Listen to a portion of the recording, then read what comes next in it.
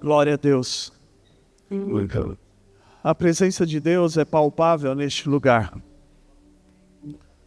Quando a gente vem para uma conferência, vem com o coração aberto para receber e buscando a face de Deus, as coisas acontecem. Precisamos vir todos os cultos com esse coração. Todos os cultos, não só nas conferências, mas todos os cultos com um anseio daquilo que Deus irá fazer nas nossas vidas naquele dia, naquele momento. O Senhor me deu uma palavra para compartilhar com a igreja nessa manhã. Eu vou procurar ser o mais breve possível, porque eu quero deixar mais tempo para o pastor Andy estar ministrando. Mas Deus colocou uma palavra no meu coração a respeito de alegria. Quantos estão alegres? Você vai perceber, no decorrer dessa palavra, que existe uma diferença de nós estarmos alegres e nós sermos alegres. O estar pode ser algo momentâneo, mas o ser é um estado de espírito.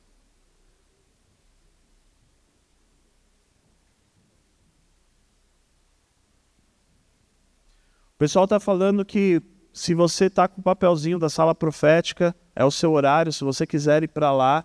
Ontem aconteceu coisas maravilhosas na nossa sala profética ali, então não perca essa oportunidade, amém? São 10 minutos apenas que Deus pode realizar grandes coisas na sua vida. Então, eu estava falando a respeito da alegria, e você vai ver no decorrer dessa palavra que estar alegre é diferente de ser alegre, porque estar é um estado, que momentâneo, passageiro. Mas já o ser alegre é um estado de espírito. E você vai ver que o Senhor quer que você seja um filho alegre, porque é um dom dele. E quando eu pensava na ministração para essa conferência, aquilo que Deus ia fazer, até a quinta-feira eu não tinha decidido ainda o que eu ia ministrar. Mas Deus já tinha ministrado a respeito disso ao meu coração, mas eu precisava de uma certeza. E nós temos no decorrer dessa conferência pessoas que estão pintando quadros aqui com arte profética. Alguns irmãos receberam algumas artes proféticas que foram liberadas neste lugar. E quando termina a ministração na quinta-feira, o primeiro dia da conferência, um jovem que estava fazendo um dos quadros veio até mim e falou: pastor, eu senti de te explicar o meu quadro. E o quadro dele é: o choro pode durar uma noite, mas a alegria vem pelo amanhecer. E ele me trouxe ali uma palavra, eu falei assim, Deus ministrou no meu espírito que o quadro não era para mim. E eu até direcionei ele para quem ele deveria entregar aquele quadro. Mas eu sabia que aquilo que ele falou assim, eu senti no meu espírito de mostrar, de compartilhar isso com o Senhor, eu sabia que era uma testificação dessa palavra que você vai receber nessa manhã em nome de Jesus, amém? Muitas pessoas, elas aprendem hoje em dia a conviver com a tristeza, a conviver com uma depressão, com uma angústia, como se fosse algo normal. Ao ponto que ela não consegue sair daquele quadro, ela não consegue sair daquela situação, então ela acha que aquilo é dela, mas aquilo não é dela. A tristeza não vem de Deus, a depressão não vem de Deus, a angústia não vem de Deus, a preocupação não vem de Deus. Nessa manhã você vai lançar isso tudo fora em nome de Jesus. A alegria, ela é um fruto do Espírito. A verdadeira alegria é um fruto do Espírito. Quando eu falo que a verdadeira alegria, significa que existem falsas alegrias. Existem alegrias que não são verdadeiras. Talvez você vê uma pessoa sorrindo e parece ser uma pessoa alegre. Mas só ela sabe como está o coração por dentro. Muitas pessoas, elas oscilam constantemente entre uma vida de alegria e uma vida de tristeza. Hoje ela está super alegre, amanhã ela está muito triste. Tem outros que parece aqui São Paulo, né? A gente vive às vezes São Paulo, as 4 estações num dia só. Tem pessoas que às vezes acordam alegre, mas o final do dia dela é um dia muito triste e ela cabisbaixo, depressivo, e ela fica oscilando nessa função. E nós aprendemos aqui na quinta-feira, quando o pastor Jades estava ministrando, que o ministério profético, a ativação profética, ela vem para edificar a igreja, para servir o corpo de Cristo aqui na terra. Só que pensa comigo, se o ministro, se o profeta não tem alegria, ele não tem segurança para ouvir a voz de Deus. Ele não consegue estar aberto e receptivo para aquilo que Deus está ministrando ao coração dele. E a palavra fala que o diabo veio para matar, roubar e destruir. E o diabo quer roubar a nossa alegria, quer roubar esse momento e quer que você viva essa inconstância de um dia estar alegre e um dia estar triste. Aconteceu isso com Elias. Elias enfrenta 450 profetas de Baal, mais 400 profetas de Azera, enfrenta tudo aquilo, tira sarro dos profetas de Baal no desafio que ele fez. Vocês conhecem a história. E ele estava super confiante. E Deus responde ele com fogo. E Deus consome, e ele destrói aqueles profetas todos. Mas, de repente, fala de repente, a alegria de Elias muda.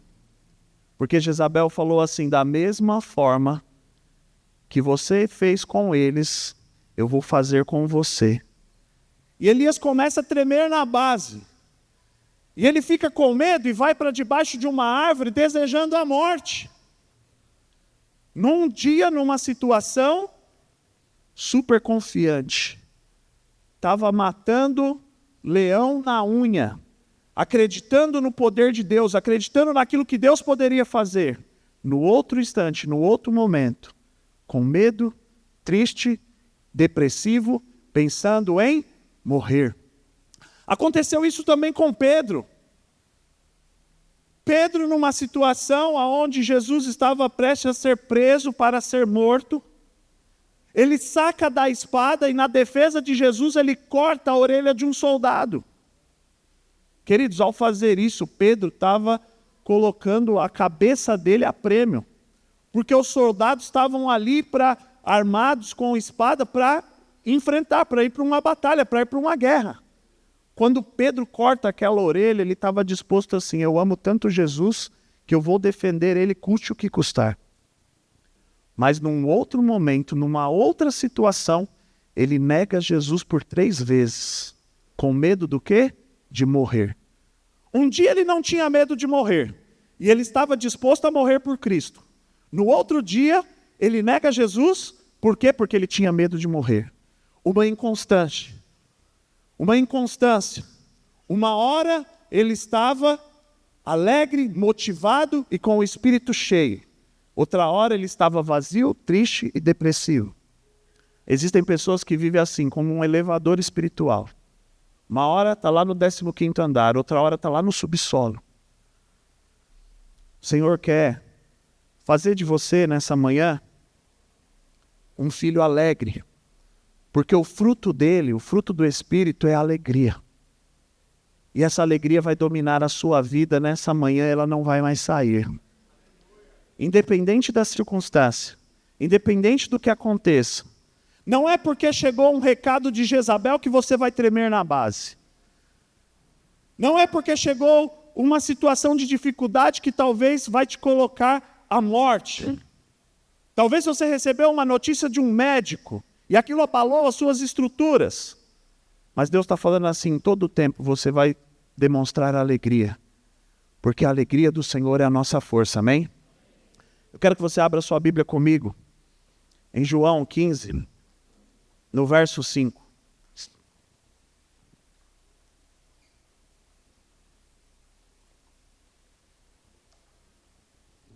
João, capítulo 15, verso 5. Quem achou, diga amém. Diz assim: sim, eu sou a videira, vocês são os ramos. Quem permanece em mim e eu nele, produz muito fruto, pois sem mim, fala, sem mim.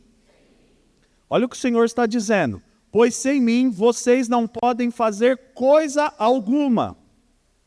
Quem não permanece em mim é jogado fora, como um ramo imprestável, e seca. Pessoal do Mídias, eu estou usando a NVT, ok? Esses ramos são ajuntados num monte para serem queimados. Mas se você permanece em mim, e minhas palavras permanecem em vocês, pedirão o que quiserem. Fala o que quiserem. Fala em português agora, o que quiserem. Pedirão o que quiserem e isso lhes será concedido. Quando vocês produzem muitos frutos, trazem grande glória a meu Pai e demonstram que são meus discípulos de verdade. E eu os amei como o Pai me amou. Permaneçam no meu amor. Quando vocês obedecem aos meus mandamentos, permanecem no meu amor, assim como eu obedeço os mandamentos de meu Pai e permaneço no amor dele. Eu lhes disse estas coisas, para que fiquem repletos da minha alegria. Diz a alegria. Sim, sua alegria transbordará. Olha o que o Senhor está dizendo aqui neste último verso. Eu lhe disse essas coisas, tudo aquilo que nós lemos aqui, o Senhor está dizendo, eu te disse essas coisas, para que fiquem repletos da minha alegria, e a sua alegria transbordará. No verso 5, deixa para mim por gentileza no telão, o verso 5, fala a respeito de permanecer. Permanecer, o original dessa palavra quer dizer ficar em pé. Mas também podemos colocar como perseverança e não desistir. Permanecer está falando de nós perseverarmos. Só que se está falando de perseverar é porque é uma coisa que não é fácil. Quando está falando de perseverar, está falando de algo que vão existir obstáculos, que vão existir dificuldades para que você esteja ligado na videira que é Cristo. Você é o ramo que está ligado a essa videira. E quando ele fala de permanecer, está falando de perseverança. E a perseverança significa que não é fácil. Por exemplo, quantos aqui gostam de churrasco? Deixa eu ver. Quase a igreja toda, né? Eu sou fã de churrasco. Lá em casa, tudo a gente comemora com churrasco. É aniversário de alguém, é churrasco. Qualquer coisa que tem é churrasco. Tal. Qualquer motivo é motivo para fazer churrasco. E, de repente, você falar assim para mim, olha, persevera aí, pastor, comendo essa picanha. Eu vou fazer mais. Eu vou pôr mais no seu prato. Mas vai perseverando aí. É difícil para mim perseverar assim? Não. Agora, põe um prato de jiló. Talvez você goste, mas eu não gosto. Põe um prato de jiló para me comer. Aí eu tenho que perseverar. Se você falar assim, ó, você tem que comer todo esse prato, aí eu vou ter que perseverar. Significa que a perseverança vai ser difícil. Você vai precisar encarar coisas, situações. O que Jesus disse? No mundo tereis aflições. Mas tem de bom ânimo porque eu venci o mundo. Ele já estava cantando a bola para a gente. Falando, olha, vai ser difícil. Só que se você vê no verso 5, fala que ele vai perseverar. Nós vamos perseverar em estar nele. E ele também vai perseverar e estar em nós. Olha para a pessoa que está do seu lado e diz assim, não é fácil perseverar e estar em você, vai.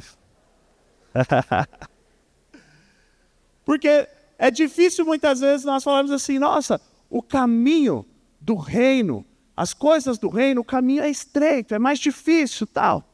Mas Jesus também está falando que ele também vai perseverar e estar em você. Porque não é tão fácil assim, convenhamos, né, permanecer em nós. Com tantas situações que nós enfrentamos, com tantas coisas que nós passamos. Quando permanecemos em estarmos ligados na videira, que é Cristo, nós recebemos os nutrientes recebemos poder, conexão direta com o Pai. Se você corta um ramo e você lança esse ramo fora, certamente ele vai morrer. Por que ele vai morrer? Porque ele não está mais conectado naquilo que nutre ele, naquilo que ele recebe alimento. Se nós desconectarmos de Deus, nós certamente morreremos. Se nós desconectarmos de Deus, nós não vamos mais receber poder. Nós não vamos mais receber a unção, da parte de Deus para as nossas vidas. Por exemplo, se você pegar uma extensão e ligar aqui nesse palco, numa dessas tomadas, se tiver uma tomada 220 aqui e nós ligarmos essa extensão, na outra ponta da extensão vai sair quanto de voltagem? 220. A mesma potência que está ligado numa ponta vai sair na outra ponta. Quando você está conectado em Deus, o poder que vem dele passa através de você e sai do outro lado o mesmo poder, na mesma intensidade. Você consegue entender isso? Mas se você desligar a extensão, se você de repente por algum motivo cortar aquele fio, interrompe e não flui mais. Se você pegar, nós estamos na época moderna, a época da internet, e você pegar hoje um fio de internet que hoje vem por fibra ótica, essas internets de alta velocidade, e você conectar isso num modem, que é modem e roteador, o modem serve para fazer a conexão com a internet. E você conectar esse fio, você pegar ele num roteador que é o Wi-Fi, você vai ter internet através do Wi-Fi, ok? Você está conectado em Deus, o poder dele vai começar a tocar as outras vidas, como um sinal. Mas se você desplugar aquele cabo, se você tirar aquele cabo, na hora a comunicação. Você deixa de receber. Faz um teste, vai na sua casa, desliga o modem e tenta acessar a internet. Você fica sem internet na hora, no mesmo instante que você desligou. O que Deus quer para nós? Que nós estejamos conectados nele, para que o poder que emana dele venha nas nossas vidas e toque as vidas lá fora. Que toque as pessoas da igreja. Que o corpo seja abençoado por isso. Se você queria aplaudir, pode aplaudir.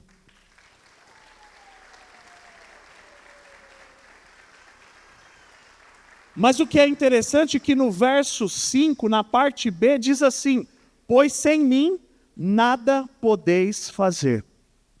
Quando fala que sem Jesus nós não podemos fazer nada, está falando em todos os aspectos. Você não pode receber uma ativação profética se ela não vier da parte de Deus para a sua vida.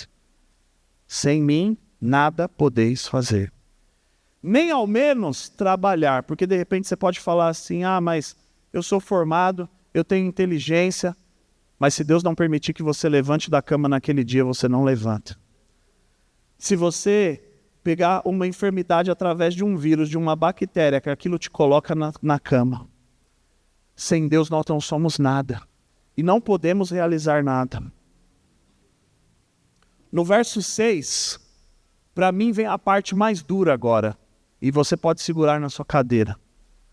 No verso 6 diz assim, que algumas varas, coloca aqui para mim, quem não permanece em mim é jogado fora, como um ramo imprestável, seca, e esses ramos são ajuntados num monte. Quando fala que são ajuntados num monte, é porque muitas pessoas vão estar nessa situação de ser cortado e lançado fora. E quando fala que vão queimar, eu não quero continuar, mas você sabe o que significa. Eu tenho certeza que você quer permanecer ligado ao Senhor, amém? Eu tenho certeza que você quer permanecer ligado a Deus e não estar nesse monte aqui. No verso 7, fala que estar conectado ao Senhor nos traz recompensas. Fala assim que se você permanecer, se você perseverar, você pode pedir o que você quiser, que Ele vai te conceder. O que você está precisando nessa manhã? O que você precisa da parte de Deus? Já é teu, você está conectado nele? Você está conectado na videira, você está recebendo poder, você está recebendo nutrientes, você está recebendo unção, você está recebendo graça. Basta você ficar conectado. Permanece, porque Ele vai atender os anseios do seu coração. Por que estáis ansiosos? Deus cuida das aves dos céus, não vai cuidar de você? Que é filho? No verso 9 e 10, fala do amor de Deus para nós. Como eu disse na oração aqui no começo, que amor é esse, que poderia morar em qualquer lugar e habitar em qualquer lugar e escolhe uma casa que estava destruída, que estava derrubada. E ele não só decide habitar nessa casa, como ele decide reformar essa casa. Mas para isso basta a gente abrir a porta para ele. Porque ele está à porta batendo, esperando quem vai abrir para que ele entre. Nessa manhã Deus quer derramar uma alegria na sua vida, de uma maneira tão sobrenatural, mas tão sobrenatural, que os seus problemas se tornarão nada perto dessa alegria. As pessoas não vão entender por que você está passando por uma situação e mesmo assim consegue estar alegre. E mesmo assim consegue ter um sorriso no rosto. Quando fala do amor de Deus por nós, no verso 9 e 10, está falando de uma frase que virou um clichê, talvez para alguns, que é Jesus te ama. A frase mais falada no meio dos evangelistas, Jesus te ama. Só que quando nós ouvimos isso, tá bom, Jesus nos ama. Mas você consegue entender a grandeza disso? Você consegue entender que Ele deixou tudo, abriu mão da sua glória, por amor a mim e a você? É o que fala aqui nesses dois versos. E no verso 11 diz assim, a alegria, sabe, vai transbordar na sua vida. A alegria é uma bênção, uma dádiva sobre nós. Como você fica quando você está alegre? Você quando está alegre, você fica como? Sorriso de orelha a orelha? Você acorda cantando, acorda dançando, acorda pulando, né? Acorda assobiando. Mas e quando você está triste, como você fica? Para baixo, cara fechada, poucas ideias na linguagem jovial, né? Qual dos dois estados você acha que representa a glória de Deus? Qual dos dois estados que você está naquele momento, você acha que transmite a glória de Deus? Com certeza o estado da alegria. Com certeza o estado de ser alegre. Eu falei agora há pouco que o diabo veio para matar, roubar e destruir. E ele veio para tentar roubar a nossa alegria. Como ele faz isso? Colocando situações. Quem aqui já foi roubado? Eu lembrei de uma história. Pastor Andy estava ministrando numa igreja de um pastor amigo nosso. E Deus deu uma palavra de conhecimento para ele a respeito de alguém que tinha passado uma situação a nível de um assalto, né? E aí ele perguntou para a igreja, né, quem ali já tinha sido assaltado. E a igreja inteira levantou a mão. E aí esse pastor amigo nosso falou assim, Andy, você está em São Mateus todo mundo já foi assaltado, né? Mas quando você é assaltado, ou já foi assaltado, como é que você fica? Você se sente bem? Você se sente feliz? Com certeza não. Vem um sentimento de tristeza, revolta. Só que muitos têm sido roubados pelo diabo na alegria e você não tem se revoltado contra isso. Você tem aceitado esse roubo e ficado tranquilo. De repente vem alguém aqui, pega o seu celular e leva embora. E aí você olha assim, olha, levaram o meu celular. O diabo tem feito isso com algumas pessoas. Tem roubado a alegria, ela tem olhado e falado, roubaram minha alegria. Quando você é roubado, você se sente mal. Eu quero despertar algo no seu coração. Que se você não estar alegre, se você tem tristeza em alguns momentos da sua vida, sabe, sobre você, não aceite isso como algo normal. Você já percebeu que lá em Efésios 6, 10, fala da armadura de Deus. E quando fala da armadura de Deus, cita ali alguns itens. Mas você já percebeu que não tem nenhum item que proteja as costas? Nenhum item traz uma proteção ali para as costas. Sabe por quê? Porque a luta se encara de frente. No jiu-jitsu, se você der as costas, é fatal. Você precisa encarar as suas lutas de frente. Porque Deus está com você. Deus está junto com você para isso.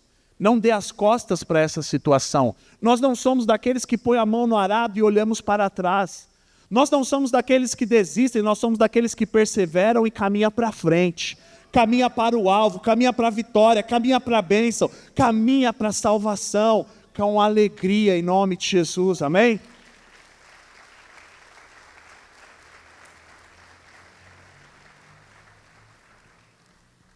Existe uma tática de guerra que diz assim: quer vencer o seu inimigo? Distraia ele. Quer vencer o seu inimigo? Crie algumas distrações para ele que você facilmente vencerá. Tem pessoas que têm sido vencidas pelo diabo, porque têm caído nas distrações que ele tem criado. A Bíblia fala a respeito das astutas ciladas do diabo. Está falando das ciladas inteligentes. Muitas pessoas tratam o diabo como um ser burro, e ele não é burro. Ele é muito inteligente. E por conta disso, de menosprezar isso, a pessoa cai nessas ciladas. Lá em Atos, no capítulo 16, numa das viagens missionárias, Paulo age no profético. E numa determinada noite, ele tem uma visão. E ele vê um homem lá da Macedônia, dizendo assim: venha à Macedônia e nos salve, pedindo por ajuda. E esse homem nessa visão pede por ajuda a Paulo. A Bíblia fala que no mesmo instante, Paulo e a sua equipe decidem ir até aquele lugar. E quando eles chegam ali àquele lugar, eles chegam à cidade de Filipe. Uma cidade muito importante na Macedônia, e ali começa um grande processo para um evangelismo futuro da Europa. Quando Paulo chega ali, vocês vão lembrar de uma história. Acontece aquela situação onde eles estavam indo para a casa de oração, e ali vem uma jovem, uma mulher com um espírito de adivinhação. E Paulo expulsa aquele espírito daquela jovem, e os seus senhores, vendo que perderam os valores que eles ganhavam com as adivinhações daquela mulher, começam a fazer uma pressão e prendem Paulo e Silas. E Paulo e Silas vão para a prisão. Só que eles são chicoteados, eles são açoitados e são colocados num cárcere. A prisão daquela época não era como a prisão de hoje em dia, que tem televisão e quadra de futebol para jogar. A prisão daquela época era um lugar úmido, era um lugar com ratos, era um lugar escuro. E eles estavam presos. E a palavra do Senhor diz que à meia-noite, Paulo e Silas entoavam louvores ao Senhor. Sabe o que significa a meia-noite? Meia-noite é o ponto máximo, o ápice da escuridão. Significa que é o ponto máximo dos seus problemas, que é o ponto máximo das suas dificuldades que você tem enfrentado. E no momento da maior dificuldade deles, Paulo decide adorar ao Senhor. Você consegue louvar e adorar ao Senhor quando você está passando por momentos difíceis? Você consegue louvar e adorar ao Senhor quando você está passando por situações de dificuldade? Aonde não existe talvez motivo nenhum para você ter alegria? E a palavra diz que de repente, veio um terremoto sobre aquele lugar. E as cadeias foram abertas. E eles estavam livres, os grilhões caíram. E eles estavam livres. Sabe por quê? Pelo poder da oração, do louvor e da alegria que eles estavam. Mesmo no momento de grande dificuldade, estavam alegres e louvando ao Senhor. E o Senhor não desampara aquele que tem esse coração. o Senhor não deixa desamparado. E aí, de repente, o que acontece? O carcereiro olha, vê aquela situação, ele estava dormindo, ele acorda, e ele vê aquela situação das cadeias com as portas abertas, e ele fala, todos fugiram, eu vou me matar. E ele puxa a espada para se matar, e Paulo grita lá de dentro, ei, não faça isso, porque estamos todos aqui. Eu já ministrei dentro de cadeias. A coisa que um preso mais quer é a liberdade. Agora você imagina, eles estavam livres e não saíram. Mas sabe por que não saíram? Porque a vida daquele carcereiro era muito importante para Paulo. Se Paulo tivesse ido embora, aquele carcereiro tinha se matado. Mas porque Paulo permaneceu ligado à videira, recebendo nutriente, recebendo informação, recebendo palavra de conhecimento para a vida dele, ele sabia que aquele carcereiro precisava ser salvo. E eles permaneceram ali porque aquela vida tinha muito valor. A liberdade dele não era mais importante que a vida daquele homem, mas porque Paulo estava sensível a ouvir a voz de Deus. Na epístola de Filipenses, Paulo pede aos irmãos em Filipe para não perder a alegria. Projeta para mim, Filipenses 4:4.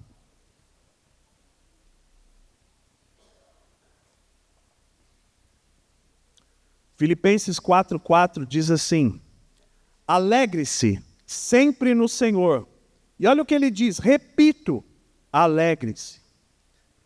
Aqueles irmãos ali em Filipenses estavam sendo alertados, Paulo estava numa outra prisão, e Paulo estava escrevendo a carta aos irmãos ali de Filipenses.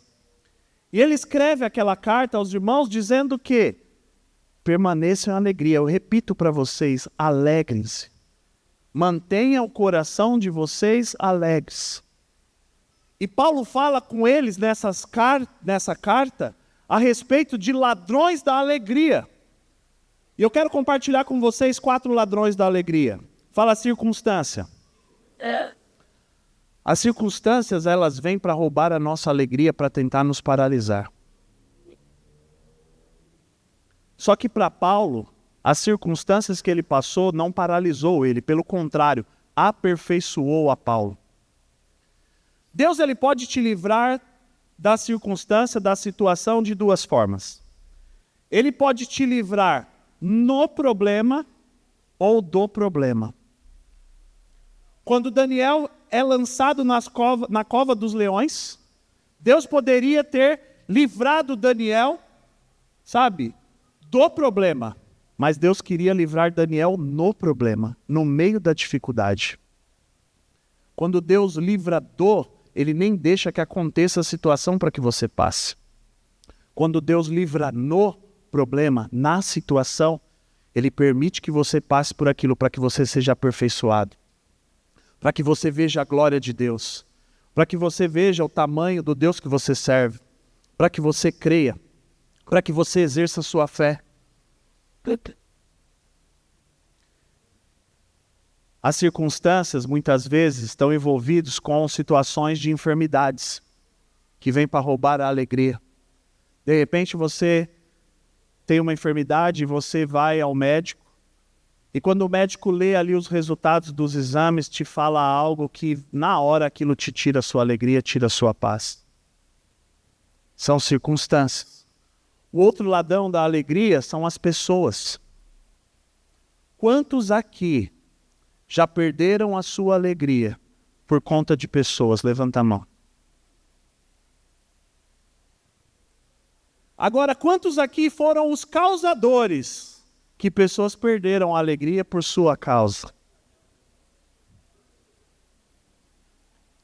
O diabo muitas vezes vai usar as pessoas mais próximas a nós para nos atacar. Porque quando é uma pessoa de fora, tanto faz. Mas quando é uma pessoa que você ama, você sente. Quando é uma pessoa de fora que fala algo, que diz algo, você não está nem aí para aquilo. E você não se importa com aquilo. Mas muitas vezes ele vai usar alguém da sua casa. Talvez vai usar o seu marido, a sua esposa, os seus filhos. Ai, pastor, o diabo vai usar as pessoas à minha volta? Vai, irmão. Se a gente der bobeira, o diabo usa as nossas vidas. Pedro deu bobeira e Jesus repreendeu ele e falou: para trás de mim, Satanás. Não podemos dar bobeira para o diabo usar as nossas vidas, amém? E a terceira são coisas. Paulo diz em Filipenses: eu considero tudo perda por Jesus. As coisas têm tirado a sua alegria? As coisas materiais têm tirado, roubado a sua paz, a sua alegria? Eu lembro de uma situação, há quase 16 anos atrás. Eu estava aqui na igreja, ministrando, e eu vejo um jovem entrar pela porta. A porta era ali, antigamente. Eu vejo um jovem entrar por aquela porta, junto com a mãe dele, numa situação onde ele estava propício a um suicídio. Queria tirar a sua própria vida. E a mãe trouxe ele para que conversasse comigo, e eu terminei de ministrar, e aí quando eu desci, ele veio conversar comigo juntamente com a mãe. Um jovem bem-sucedido, um jovem com estudo, um jovem com dinheiro, mas nada daquilo trazia alegria para ele. E eu lembro que naquele dia eu falei assim para ele: cara, tudo que eu tenho, as coisas foram dadas por Deus. Se Ele quiser tirar tudo que eu tenho, está tudo certo, é dele. Quando nós fomos embora, eu e a minha esposa sofremos um sequestro. Não só roubo. Sofremos um sequestro. E fomos largados num lugar terrível. E fugimos dali. E aí depois conseguimos escapar, pedir ajuda. Nós tínhamos alguns amigos que eram policiais. E aí logo vieram várias viaturas. Conseguimos encontrar onde estava o carro, onde estava o veículo. Não chegou a levar nada, mas tinham desmontado partes do carro. E causado alguns danos. Naquela época, hoje, R$3.000 já é um dinheiro considerável. Há 16 anos atrás, R$3.000 era um bom dinheiro. E eu fiz o orçamento para arrumar o carro novamente, ficava nesse valor. E em todo o tempo que vinha no meu coração é assim: não deixe isso roubar a sua alegria. Confia em mim. As coisas não são mais importantes. Coisas não são mais importantes que pessoas, e coisas não são mais importantes do que Deus. Não deixe tirar a sua paz. E eu descansei. Só que eu não tinha o valor para arrumar o carro. E quando é no final da tarde, 2 empresas que eu prestava serviço para elas me ligaram, falaram assim: William, a gente quer fazer algo aqui para o fechamento do ano. Isso era em outubro. Eu falei assim: a gente quer fechar o mês e vamos fazer um adiantamento para você. E aí no final do dia, na minha conta, tinha R$3.000. O valor redondo que eu só peguei daqui e coloquei aqui. Mas as coisas não podem tirar a nossa paz. Você pode exaltar o Senhor por isso?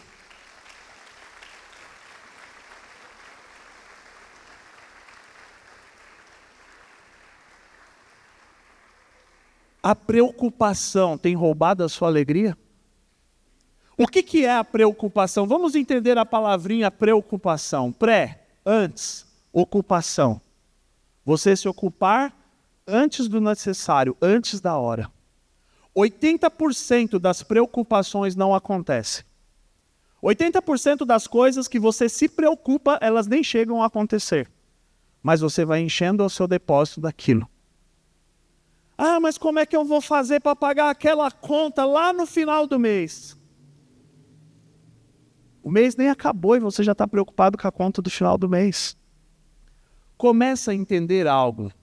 Começa a fazer na sua vida viradas de chave. Não se preocupe com coisas antes da hora. O que tem para resolver hoje? Resolva aquilo hoje. O amanhã, você deixa para pensar naquilo amanhã. Coisa que você tem que fazer. Quer ver, por exemplo? A galerinha jovem aí que está, de repente, em faculdade e tal, e provas de faculdade são provas num nível assim, hard, né? Num nível bem difícil, bem pegado. E às vezes você está fazendo uma prova na segunda, mas você está preocupado com a prova de sexta. Que nem veio ainda, mas já está preocupado que você não sabe fazer aquele exercício. Se preocupe com o hoje. porque Deus vai te dar a solução. Não é nem se preocupe, pense. Não se preocupe, pense no hoje, porque Deus vai te dar aquilo nas suas mãos, amém? Para finalizar, em Filipenses 4, 6, projeta para mim, por gentileza.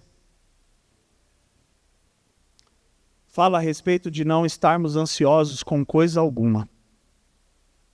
Fala coisa alguma. Você está ansioso por quê, meu irmão? Você está ansioso com o quê? A palavra do Senhor diz para você não estar ansioso com coisa alguma. É falta de dinheiro? São problemas na família? São sonhos que não foram realizados? São situações no seu trabalho? O Senhor está dizendo para você nessa manhã, não andeis ansiosos, porque eu cuido de vocês. Se você confia mesmo neste cuidado, você não se preocupa. Se você confia mesmo neste cuidado, você não fica triste. Você fica alegre, porque o teu Redentor vive. Amém?